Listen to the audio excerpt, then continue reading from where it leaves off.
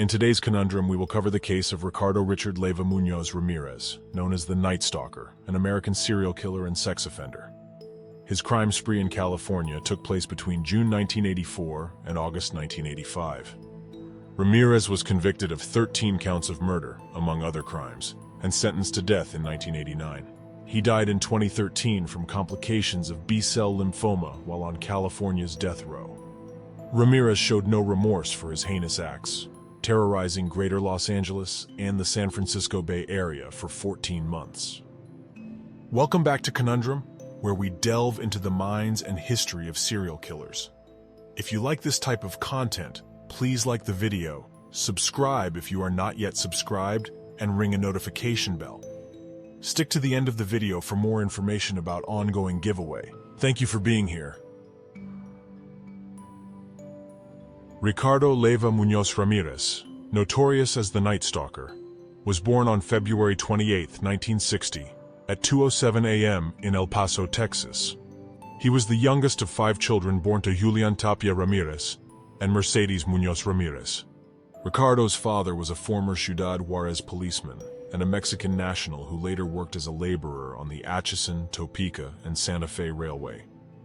Unfortunately, his father's struggle with alcoholism and violent outbursts resulted in physical abuse towards Ricardo, his mother, and siblings. From a very young age, Ramirez began engaging in troubling behavior, experimenting with marijuana and alcohol when he was just 10 years old. Psychiatry expert Dr. Michael Stone described Ramirez as a made psychopath, meaning his schizoid personality disorder contributed to his indifference to the suffering of others and his inability to be treated effectively. Ramirez's early life was also marked by traumatic incidents, including multiple head injuries before the age of 6, which later contributed to his temporal lobe epilepsy, aggressive tendencies, and hypersexuality. At the age of 12, Richard was strongly influenced by his older cousin, Miguel "Mike" Ramirez, a Vietnam War veteran who had become a serial killer and rapist during his time in the United States Army. Mike would share gruesome stories and photographs of his war crimes with Richard, who surprisingly felt fascinated rather than repulsed by them. Mike even taught Richard military skills, such as stealth killing and remaining hidden in the dark. In 1973, Richard was present when Mike fatally shot his wife during a domestic argument. Remarkably, Richard was not traumatized by the event but instead found it intriguing. Following the incident, Richard moved in with his older sister Ruth and her husband Roberto, who introduced him to voyeuristic activities. Richard's fascination with Satanism and the occult began to develop during this time. As Richard's adolescence progressed, he merged his sexual fantasies with violent and sadistic tendencies, including thoughts of forced bondage, murder, mutilation, and rape. He took a job at a local Holiday Inn, where he used his master key to rob unsuspecting guests. Tragically, he also molested 2 children in an elevator at the hotel, but no charges were ever pressed against him for this crime. Eventually, Ramirez dropped out of Jefferson High School in the 9th grade. In 1982, at the age of 22, he relocated to California and settled there permanently. Cocaine became his drug of choice, fueling his addiction and leading him to commit theft and burglaries to sustain it. He lived a nomadic life, frequently moving between San Francisco and Los Angeles County, setting the stage for his year-long crime spree that would terrify the entire state. Between 1984 and 1985, Ricardo Leyva Munoz Ramirez, famously known as the Night Stalker, embarked on a gruesome killing spree, terrorizing communities in California. One of his most chilling crimes was the murder of Mei Leung, a 9-year-old Chinese-American girl, on April 10, 1984. Ramirez lured Mei into the basement of his apartment building in San Francisco's Tenderloin district under the pretext of helping her find a lost $1 bill. Once in the basement, Ramirez subjected her to unimaginable horrors, beating, strangling, and raping her before brutally stabbing her to death with a switchblade. Mei's partially nude body was left hanging from a pipe, a horrifying scene that struck fear and horror into the hearts of the city's residents. The investigation into Mei Leung's murder didn't link Ramirez to the crime until 2009, when his DNA was matched to a sample obtained from the crime scene. In 2016, officials revealed evidence of a second suspect, identified through another DNA sample retrieved from the scene, but no charges were brought due to insufficient evidence. The Night Stalker's reign of terror continued with a series of brutal murders and assaults. His second known murder was that of 79-year-old Jenny Vincow, who was stabbed repeatedly in her apartment in Glassell Park, Los Angeles, on June 28, 1984. Ramirez's fingerprint was found on a mesh screen he removed to gain access through an open window. On March 17, 1985, Ramirez attacked 22-year-old Maria Hernandez outside her home in Rosemead, shooting her in the face. She survived the attack, but her roommate, 34-year-old Dela Yoshi Okazaki, was shot and killed. Shortly after, Ramirez targeted 30-year-old Cy Leon Veronica Yu, whom he shot twice, leading to her death. Ramirez's violent spree continued with the murder of Vincent Charles Zazara, 64, and his wife Maxine Lavenia Zazara, 44, on March 27, 1985. He shot Vincent in the head and beat Maxine before mutilating her body and removing her eyes as a grim souvenir. The Night Stalker's terrifying rampage included several more heinous crimes, such as the attack on 16-year-old Whitney Bennett, whom he bludgeoned with a tire iron. Bennett survived, but her injuries were severe.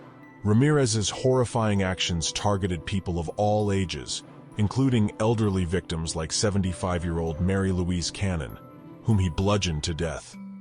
Other survivors, like 27-year-old Sakina Abawath and her 3-year-old son, were subjected to brutal attacks but managed to escape. The Night Stalker's last known murder victims were Peter Pan, 66, and Barbara Pan, 62, whom he killed on August 18, 1985, in San Francisco. Ramirez then headed back to the Los Angeles area. Throughout his reign of terror, Ramirez remained elusive but continued to taunt law enforcement and the media. His capture on August 30, 1985, brought an end to the Night Stalker's reign. But the scars he left on the lives of his victims and their families will never fully heal.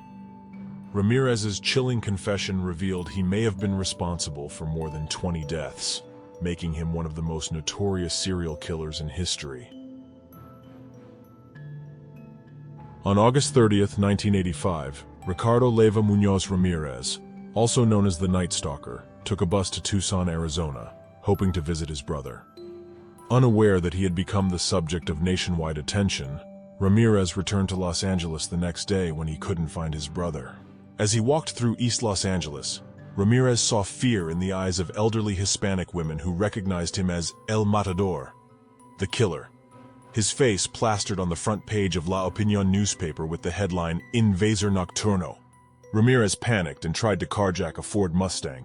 Angry residents chased him, and a group of 10 citizens managed to overpower and severely beat him. The police arrived to find a hostile crowd, and they took Ramirez into custody. The trial of the Night Stalker began on July 22, 1988. Ramirez shocked the courtroom when he raised his hand with a pentagram drawn on it and shouted, "Hail Satan!" The proceedings were further disturbed when rumors surfaced that Ramirez had planned to shoot the prosecutor from inside the courtroom. Security measures were intensified to prevent any such attempt. During the trial, one of the jurors, Phyllis Singletary, was found shot to death in her apartment, causing fear and suspicion among the remaining jurors. However, it was later revealed that Singletary's death was unrelated to Ramirez. Despite the disruptions, Ramirez was convicted on all charges, including 13 counts of murder, and was sentenced to death by California's gas chamber. While in prison, Ramirez garnered a following of fans, and one woman, Doreen Leoy, even married him in 1996. However, as DNA evidence linked Ramirez to the brutal rape and murder of a 9-year-old girl, Leoy eventually ended her ties with him in 2009.